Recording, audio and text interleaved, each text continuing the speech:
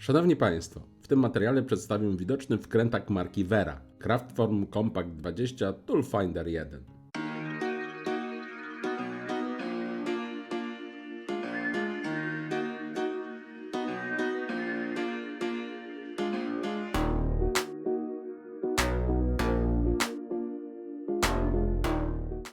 Z tyłu opakowania znajdujemy najważniejsze informacje dotyczące zestawu oraz specyfikację jego zawartości.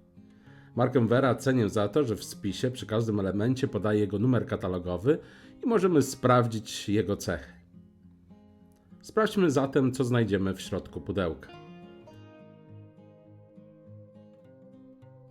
Przede wszystkim widzimy zapinane na rzep materiałowe etui, w którym znajduje się wkrętak. Początkowo można się obawiać, czy nie będzie się ono nadmiernie brudzić. Z mojego doświadczenia z różnymi narzędziami tej marki w tego typu futerałach wynika, że nie. Etui posiada z tyłu dosyć dużą szlufkę, dzięki czemu możemy je nosić nawet na szerokich paskach. Co więcej, szlufka również pokryta jest rzepem, którego druga część jest ulokowana na taśmie samoprzylepnej, a tą możemy przymocować na ściance w warsztacie i łatwo odkładać narzędzia w etui, przyczepiając je do rzepu.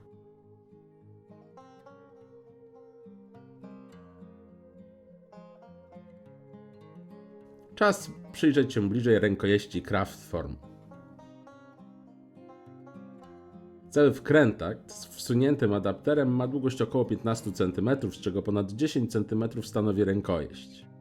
Jest ona dosyć duża, w najszerszym punkcie ma około 40 mm. Oczywiście jest większa od rękojeści prezentowanej wcześniej na moim kanale, grzechotki 1/4 cala Craftform Compact Cyclops Speed. Sześciokątny kołnierz uchwytu pozwala na odłożenie narzędzia bez obawy o jego stoczenie się z blatu roboczego, a także pozwala wspomóc się kluczem przy odkręcaniu. Cały uchwyt jest dobrze dopasowany do dłoni, chociaż część współczesnych zasad ergonomii nie zaleca stosowania zbyt dużych wyprofilowań, gdyż chociaż dla pewnej grupy użytkowników rękojeści tego typu idealnie leżą w ręce, to osoby o mniejszych lub większych dłoniach mogą odczuwać pewien dyskomfort przy pracy. Jednak ta rękojeść jest zaskakująco wygodna w użytkowaniu. Uchwyt ten jest dwukomponentowy. Czarne elementy są twarde, z kolei zielone powierzchnie są miękkie i gumowe. To rozwiązanie z jednej strony ma przyspieszać pracę, a z drugiej ułatwiać przenoszenie momentu siły. Ten uchwyt ma jeszcze jedną wyjątkową cechę, albowiem w środku kryty jest magazynek nabity, który otwieramy naciskając przycisk w czole rękojeści.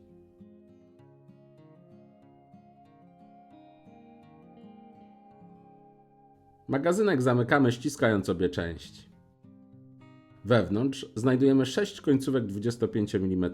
W prezentowanym zestawie są to bity z opaskami kodującymi typ i rozmiar grotu, tzw. system Toolfinder. Mamy zatem jedną płaską końcówkę oznaczoną na żółto, dwa bity pH z czerwonymi opaskami, z liczbami wskazującymi rozmiary, odpowiednio pH1 i pH2 i podobnie w przypadku końcówek PZ z czarnymi obwódkami również mamy dostępne dwa rozmiary, odpowiednio PZ1 i PZ2, a na koniec jeszcze jeden grot Torx 25 z zieloną opaską.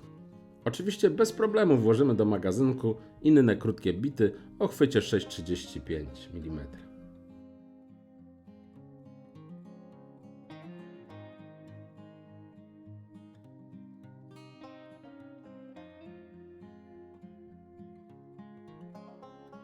Bity całkiem wygodnie się wyciąga i chowa. Jak widzimy, końcówki z tego kompletu różnią się od testowanych przeze mnie bitów udarowych Impactor. Tamte drugie są smuklejsze, zwłaszcza w części środkowej. Widzimy też drobną różnicę w oznaczeniu na chwycie bitów. Chociaż kody numeryczne są zgodne, to różnica tkwi w dodatkowym oznaczeniu BTZ zamiast IMP. Najprawdopodobniej BT odnosi się do technologii stref skrętnych Bitorsion. To potwierdza specyfikacja Wery, według której bity te nadają się do wkrętarek udarowych. I ostatni kluczowy element zestawu, czyli długi adapter wysuwany teleskopowo z rękojeści. Wystarczy tylko przesunąć zielony kołnierz i wkrętak wydłuża się nam do 20 cm. Jeśli przytrzymamy przesunięty kołnierz, to widoczną przedłużkę Rapidaptor możemy wyciągnąć. Adapter możemy wykorzystać w innych narzędziach oraz elektronarzędziach, chociaż w odróżnieniu do bitów nie jest dostosowany do pracy z wkrętarkami udarowymi. Sama przedłużka ma około 10 cm długości. Przy powrotnym wkładaniu przedłużki do uchwytu Craftform musimy trzymać odsunięty zielony kołnierz. Jeśli wsuniemy za płytko, widoczne będzie oznaczenie Not OK. Dopiero gdy linia oznaczona napisem OK wyrówna się z kołnierzem rękojeści, możemy być pewni, że adapter jest pewnie w niej osadzony. Montaż bitu w uchwycie adaptera jest prosty. Wystarczy wcisnąć w niego końcówkę, aż kołnierz przedłużki odsunie się do tyłu. Z kolei, aby wyciągnąć bit, trzeba za ten kołnierz pociągnąć w kierunku końcówki i wówczas możemy ją wyciągnąć. Sam kołnierz swobodnie obraca się na adapterze, dzięki czemu możemy przytrzymywać w tym miejscu wkrętak w trakcie pracy i go stabilizować. Podsumowując, kiedy przestrzeni na wkrętach jest mało, możemy pracować ze schowanym adapterem, a gdy z kolei jest dosyć wąsko, to go wysunąć. Niestety, ze względu na kołnierz adaptera i jedynie krótkie bity na wyposażeniu, samym tym zestawem nie popracujemy w przypadku, gdy śruba schowana jest w tunelu. Do takich prac warto rozważyć zestaw Toolfinder 2 lub 3 z bitami 89 mm. Odkąd zacząłem korzystać z narzędzi Wery, doceniam wygodę pracy tym sprzętem. Trzeba przyznać, że inżynierowie tej marki proponują rozwiązania przemyślane w każdym calu. Chociaż nie należą do najtańszych, to moim zdaniem nawet majsterkowicz, który zacznie nimi pracować, może dojść do wniosku, że warto te parę groszy odżałować i się w te narzędzia wyposażyć.